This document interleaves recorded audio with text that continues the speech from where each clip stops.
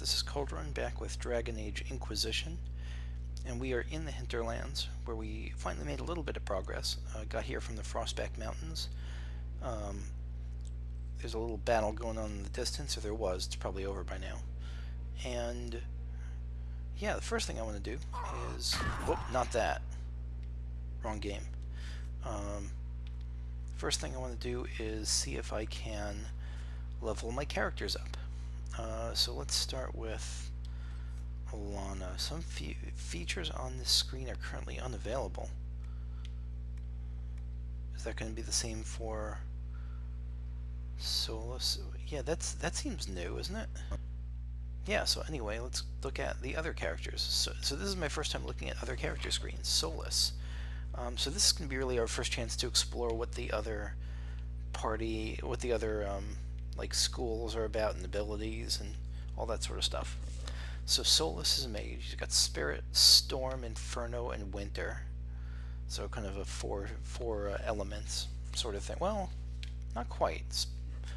This is different than the elements. This is kind of its own thing.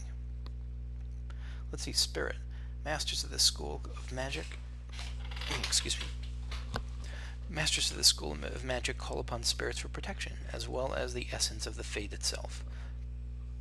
Their spells disrupt hostile magic, create defensive barriers, and even heal injuries. That sounds just thematically like a very Solus style thing, just the spirit thing.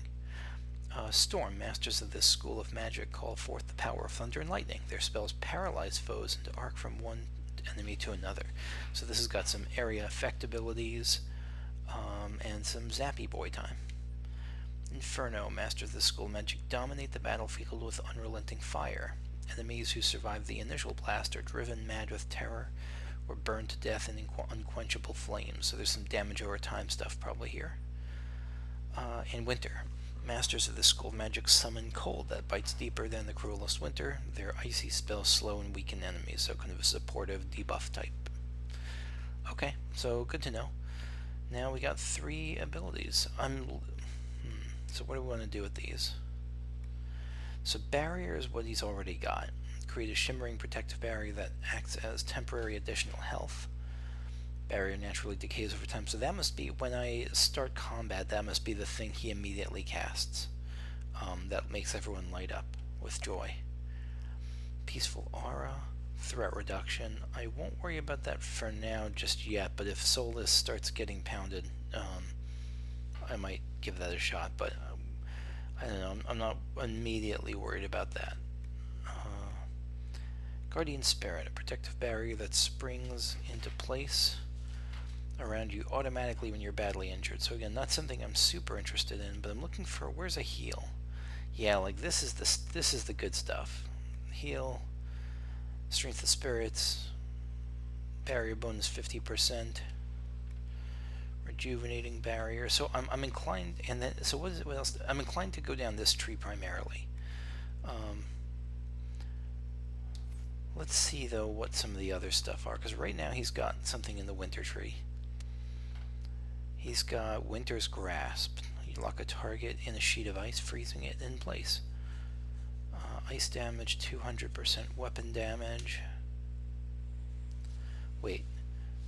Winter's Grasp, ice damage, 2%. Oh, okay. It does that much damage. So it does use your weapon for, like, its damage calculations. Okay. It freezes and chills, so kind of a supporty thing. That seems alright. What does this do? Winter's Chill.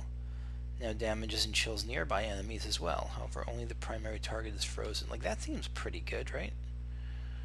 I don't know, that seems pretty good to me. I want to start with a kind of a broad spectrum of abilities, like build on this support ability maybe. Oh god. Okay, yeah, build on the support ability maybe. What is this one? Let invisible waves of magic carry forward, blurring ahead a short distance. That does not sound something like I'm super interested in. Duration bonus increase, that sounds okay. Okay, so here's, and what is this one? So from here he has 2 options. You can do Winter Stillness. By standing still, you enter into a meditative state that restores your mana at an enhanced rate and reduces all cooldown times. That sounds... Yeah, I mean, that sounds like good if he ends up running out of mana a lot, which he may well do. Mana Surge, your barrier explodes into wild magic when enemies destroy it. So is that all barriers, or... I don't know.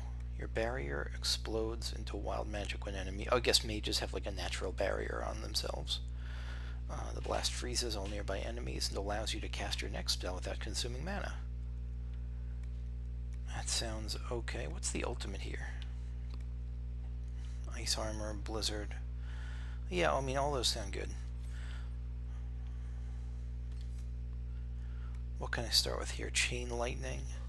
A blast of lightning that shocks one target and arcs to nearby enemies. So some area effect stuff.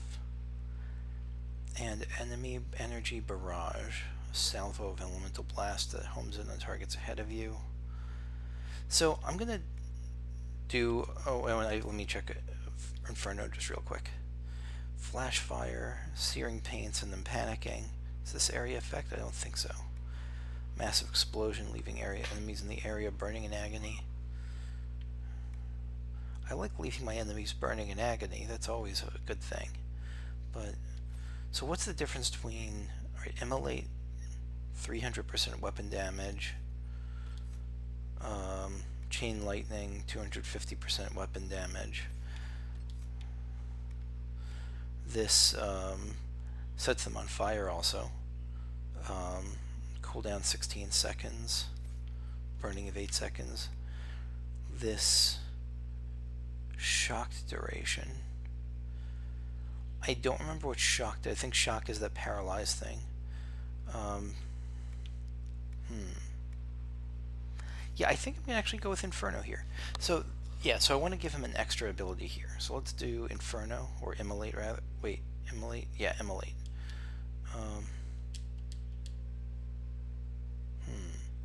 Maybe I can only spend points in camp. Alright, so we're back at camp. Let's see if we can use those abilities now. Features on the screen are currently unavailable. I don't know. I'm a little bit at a loss. Okay, so we're in the world. We're collecting elf fruit. Oh god, I keep pressing the wrong button. Character record. Features are currently unavailable. Is it because I was in combat? And I have to wait for the blue thing on the... Because there's a blue bar on each of my character screens. When that goes away, am I safe? Oh. A Templar Knight. I don't know what you're doing here. This was unexpected. Yeah, unexpected combat. Oh god, how do I jump? There we go. Yeah, let me go for the archer instead.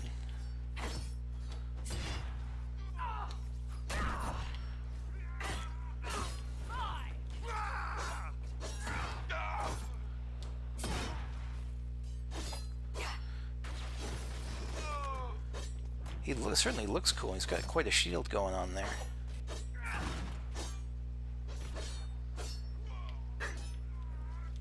It must have been some time since the Renegade Templars faced a mage of any talent. Oh, Solus with the smack talk.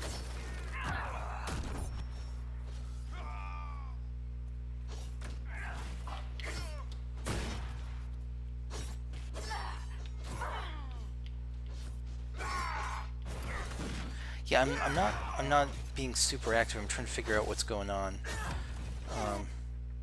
Oops, I was trying to figure out how we switch targets.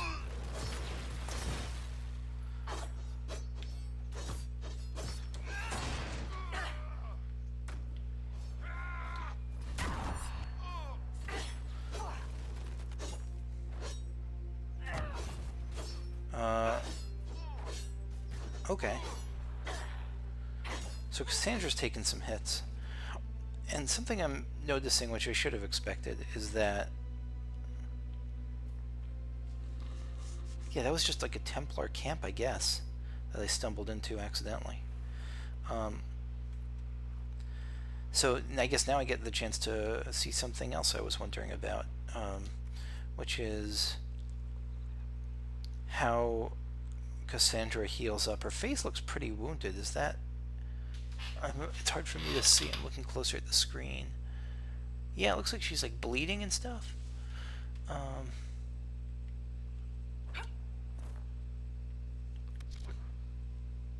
So let's switch to her for a second. Select person. Okay, I've selected that person.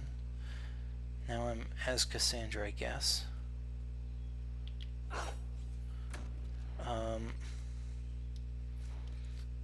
Yeah, that's okay. That's a low health thing. Let's see. Can I? Yeah, now I can spend abilities. I don't know what was stopping me before. So it looks like I don't have to be in town to spend ability points.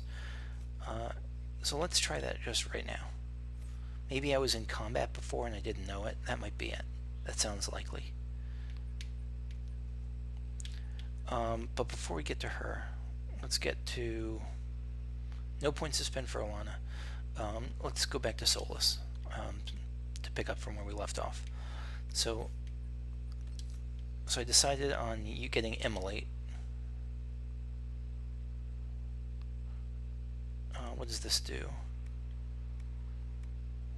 Eldritch Detonator ability. I don't know what that means. Okay, so we spent that. So now we have 3 things covered there. And let's go continuing here. We could do Guardian Spirit or Peaceful Aura. And I think I want to do... So do I care about Dispel more or Mind Blast more? Do I care about Rejuvenating Barrier more? Or Strength of Spirits more? Magic of Fade. I mean, I don't think I want to overcomplicate this. I think I want to, when he's badly injured, I don't know. Let's try the threat reduction thing. That seems to make him less likely to be badly injured, and I like Dispel more than I like Mind Blast. Makes them less likely to target you again. Yeah, let's do Peaceful Aura. And I think Dispel, because I want to get that 4th ability there.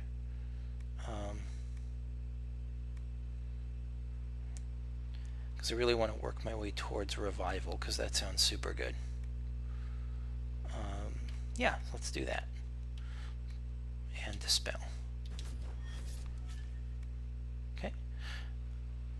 And does that change up his tactics then, or his behaviors? It doesn't change up his behaviors necessarily. Tactics settings, maybe? Okay. Does it just have an automatic priority that I can't really adjust, that the characters do on their own? I guess we'll see if target behavior follows. So maybe he has like his own set of priorities with each ability. Like he'll use Dispel when the enemy has a tough buff up, when he'll use Immolate when there's 3 or more together or something. I guess we'll see next time we're in combat if the enemies will, if he actually uses these new things, even if they're not listed as behaviors. I guess he must, because he was using Winter's Grasp, I think, right? He was using that even though it's not listed as a behavior. I guess, is it possible to customize the behaviors more specifically? I don't know. Yeah, so I think I'll focus on Spirit for him next. Cassandra. I'm a little bit sad about Cassandra, because I play so much with... because I have my character set up as a tank. I have Alana set up as a tank, and I feel like I won't want a second tank because it weakens the strength output. There's anti-synergy. So I may not use Cassandra once I get another party member, which makes me sad because I think she's awesome. But for now... But you know what? There's nothing that says I have to stick with her shieldiness, but I really should. It feels wrong to make Cassandra like a two-handed swordswoman. You know what? Weapon and shield, let me see what this does.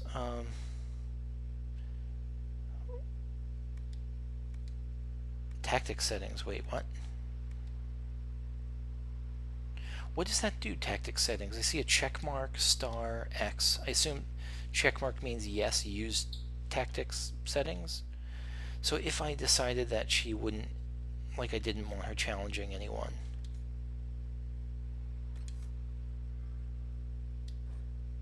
Enabled abilities are used when appropriate. Okay, that makes sense. So yeah, it uses these abilities like when, yeah, when it generally makes sense. You don't have to get too specific, which is fine by me. I don't want to have to customize it super hardcore. That wasn't something I really. It was like a mini game within Dragon Age Origins almost, trying to set up the proper logic for how a character would use a certain ability, and it wasn't a game I was especially like. That mini game wasn't something I was especially good at or fond of. So I actually like this. Let's take a look at some of these more abilities. Can I make her like an aggressive? Yeah, I can kind of make her an aggressive attacker. I think I'm going to go that route if possible. Payback strike. You cover from any disabled condition. That sounds okay. Shield wall, like that's the thing I'll move away from. What does bear mauls the wolves do? It sounds cool as hell though. You can't be flanked by enemies and you're less likely to be staggered from the front. That's okay. You fight all the harder when you're hurting. Yeah, I think this is what I'm going to go for.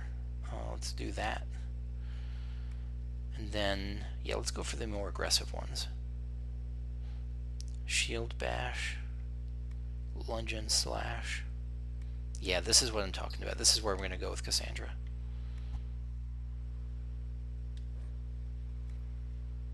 Prefer to use... Oh, that's what the star means. Preferred abilities are used more frequently and favored over enabled abilities when both could be used. Okay. Yeah, in that case, I think I'm going to go with... Each block adds to your guard. Payback strike. Yeah, so let's try preferring shield bash. And preferring that and preferring that. So let's check out some of the rogue stuff. Rogues got double daggers. Experts in this style are fast and deadly. Their blades slicing through enemies' defenses and throats before they have time to react. I am not going to pay too much attention to there because I'm not going to separate Varric from Bianca. That would be heresy. Archery. This is more what we're talking about, I think. Masters of ranged combat, they can avoid enemies that attempt to close, put arrows or bolts through multiple foes, and even unleash explosive shots of devastating effect. This is where I think I'm going to go. Sabotage. Specialize in poisons and traps. Maybe some of this too. Their dirty tricks leave enemies sick and limping. Easy pickings for a sharp blade or barbed arrow. And subterfuge. Experts, masters of misdirection, leaping to safety, disappearing to the shadows, or tricking enemies into slashing at empty air, never where anyone expects them to be. I think this feels like it lines up more with melee, with like double daggers. So I'm going to stick with these two. So what does he have for now? He has caltrops. You scatter spikes behind you, hurting and slowing enemies who come after you. Trap for any abilities that enhance or affect traps. You could get looked like it hurt. The worst mistake enemies can make is to let you see them flinch. Whenever you score a critical hit, you regenerate stamina, so you're like getting energized by seeing them get messed up. Yeah, I think let's stick with the archery tree for now. What can we do here? So right now you already have long shot. Powerful single shot that delivers more damage the farther you are from the target. So you're going to try to keep damage down. Pick apart enemies who are still unwounded and wary. More damage to enemies that are only lightly injured. I think I would... That seems okay. It seems kind of conditional, so I'm not too excited about it. But maybe the tree it leads to is nice. Death from above, more damage when firing from elevation. Got a little bit of Final Fantasy Tactics dipped into my Dragon Age. And I like leaping. I like where leaping shot goes. Leaping shot seems good. You dive out of trouble and shoot at the enemies who are attacking you. Explosive shot. That sounds good too. All these sound good. Oh man. And I'll bet like I can adjust them. So like if I'm against a pack of enemies or facing packs a lot, then I can give like preferred tactics to like explosive shot. But if I'm against a single target, maybe I give priority to full draw. So I can adjust this depending on like bosses I'm against. Let's see. I wonder if death from, and this is a question, for a non-rhetorical question. If I pick death from above, will Varric, without my controlling him, try to get to the high ground when possible? Will he like seek the high ground naturally, or is that something I'd have to control him to do? I think I'll go with First Blood for now, because I have a feeling I'd have to control him, and I don't know how active I'm going to be in that. So let's do that. Let's do Explosive Shot.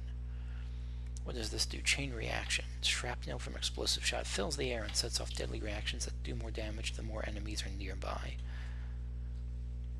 That sounds good, but pain quotient sounds good too. If the first arrow doesn't kill them, the 10th might. Each consecutive hit with a bow attack does progressively more damage. This is great for single target. Yeah, this is, so we get little, this line gives good single AoE effects and single target effects. Let's do it. Anyone I want to prefer? Not really. I think those all seem fine. Healing potion, threshold. Like, why didn't she use a healing potion before? Was she not below 30%? I'm going to leave it there for now, but I'll keep an eye on it. Like, right now, I guess I don't know what percentage she's at. How many bars are there? 1, 2, 3, 4, 5. And has 2 left, so she's probably at like 40%. I'm going to assume that she'd heal herself when she gets a little bit lower.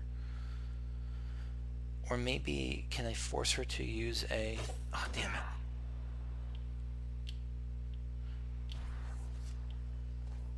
Okay, so L2 is what lets me see the wheel on the bottom right. So how right now do I actually use a potion?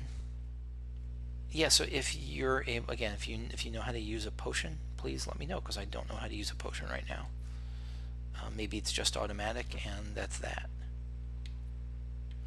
But for now, let's get back to Alana. What was defend?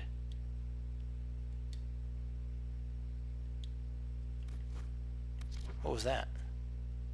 I was just trying to switch my character use, but she can defend certain people. Oh, very interesting. This seems, again, yeah, this seems kind of new. So let's make her defend, not Varric, because, I think Varric's okay. Let's make her defend Solus.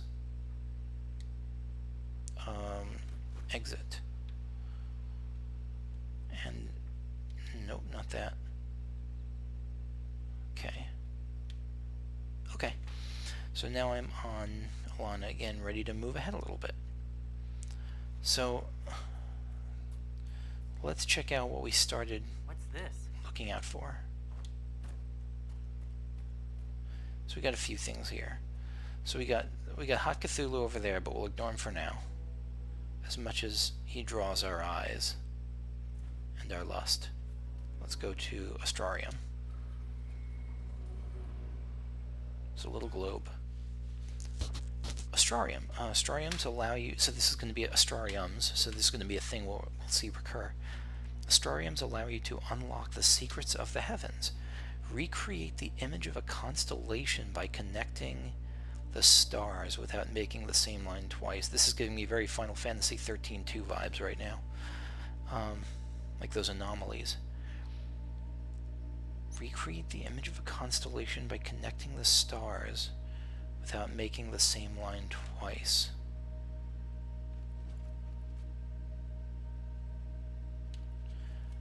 Okay. Oh, I see the thing on the bottom there. Okay. I didn't... Damn it.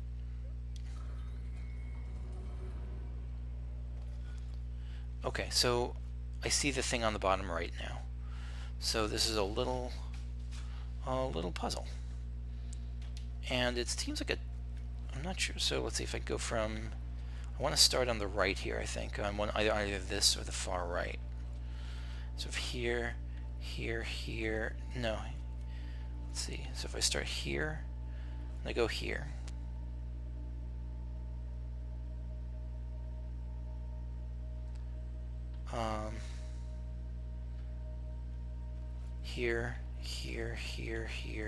Here. Yeah, let's try that. Here. And what did I just say? I would go there,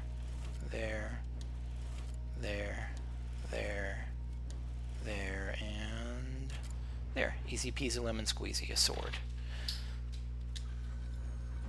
Constellation Udex. Depicted as a downturned sword, the constellation Udex is oft called the Sword of Mercy in common parlance, even though the sword image was assigned to these stars long before Andraste's time. Udex referred... so this is... It was always seen as a sword even before Andraste, but so that must mean the constellations, like these current terms, are going to be Andraste religion-based. Udex referred to the concept of justice in ancient Tevinter, and the downturned aspect of the sword indicated a guilty verdict, which in those times generally translated to an execution. Obviously, with its modern meaning and use as a symbol by the Templar Order, the old interpretation is frowned upon in scholarly circles. So I guess the old interpretation of like execution and justice is like they want it to be seen as more like Operation Shield instead of Operation Kill Everyone. From A Study of Theodosian Astronomy by Sister Oren Petrarchius. Okay. Strange. Whoa. Where does this lead? Whoa, do that again. Whoa, lead two places. What?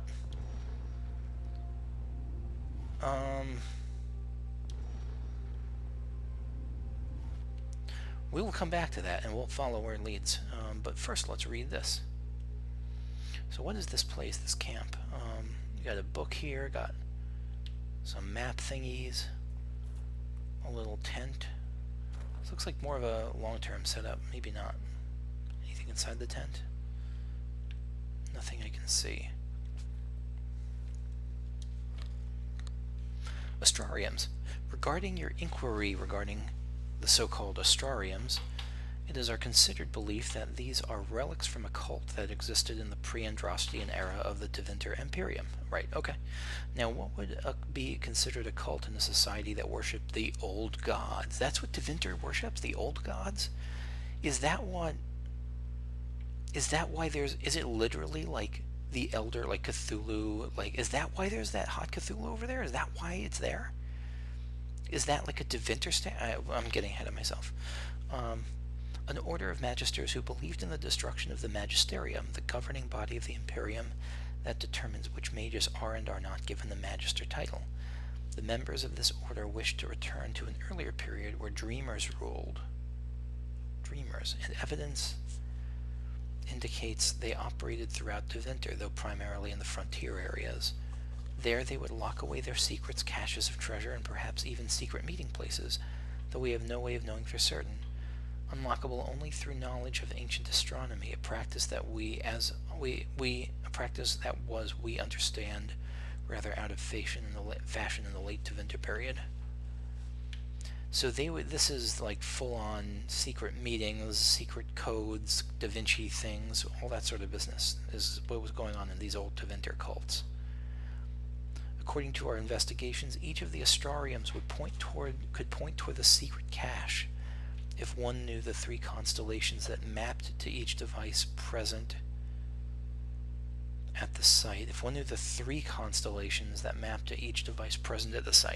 connect the dwomers in the correct configuration and it would be revealed. Many of these relics were sought out by the Andrastian cultists in the early Divine Age, the Order of Fiery Promise in particular. That sounds like a pretty badass cult. And destroyed. Why? Because they believed the astrariums held together the veil, and that destroying them would destroy the veil and thus the world.